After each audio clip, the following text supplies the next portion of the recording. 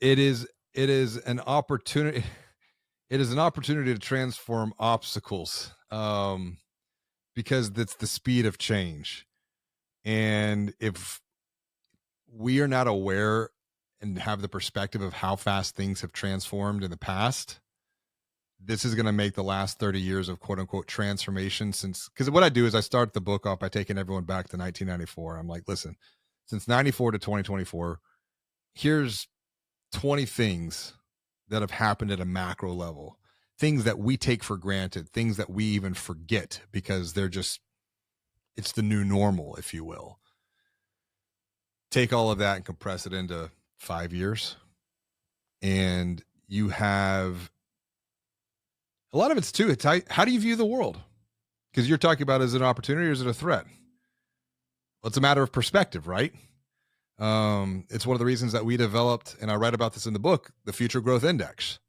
Future Growth Index is when you think about the future, do you look at this through a lens of opportunity, growth, or when you think about the future, are you stuck in the gap griping about problems? Put another way, are your best days ahead of you or your best days behind you? If you think your best days are behind you, the future is going to be a bit challenging. Not even a bit, maybe a lot, because of just the speed at which we're going to see transformation, not even through necessarily financial services, but I mean, what happens when blockchain continues to take off and peer-to-peer payments and Bitcoin or whatever crypto is, the crypto, the flavor of the day. And we're already starting to see some of that from a generational aspect, like Venmo, PayPal, cutting out the intermediary of the financial brand. So there's going to have to rethink a lot of traditional models that they've served us well, but will they get us to the next level? And we're going to have to stop doing, we're going to have to start thinking a lot more. I predict we're going to have to keep learning and keep thinking, because it's the doing that is the greatest point of disruption, what we do. And that's a very hard ask, I think, for some people, because we attach to doing. What's your take on that, Rich? I mean, I think there's to your point is how do you view the world, right? Very much kind of like the Rogers curve, Mm-hmm. are you in the early adopter mode where you go, hey, this is a great opportunity, and even if it's only fleeting, even if it's only 12 to 18 months, this is something I can take a risk on, and maybe it won't work, but it may give me a huge advantage. Mm. Or I'm going to wait until there's no risk involved. It absolutely is going to work. And I'm doing it because everybody else is. And I'm going to lose out if I don't.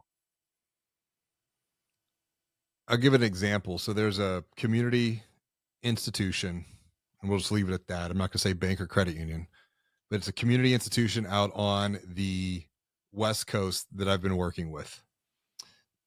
They are about, this year, it's in their strategic plan to build a niche digital first financial brand separate of their historical brand. And they're looking at this as kind of skunk works. This is going to be a innovation learning center that it may flop.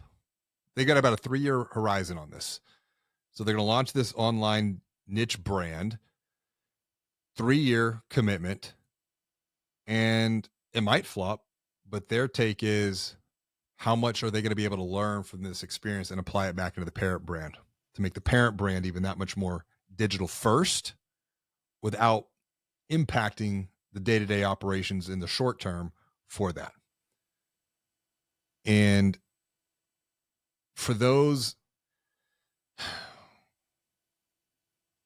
mean, we have to, there's a lot of human psychology that comes into this. What is it that holds us back?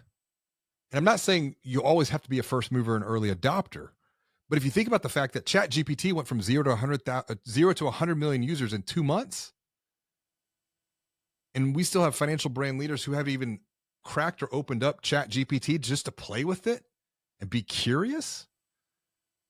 And we're 18 months in now, more or less, from since Chat GPT launched in October, was November 30th of 2022.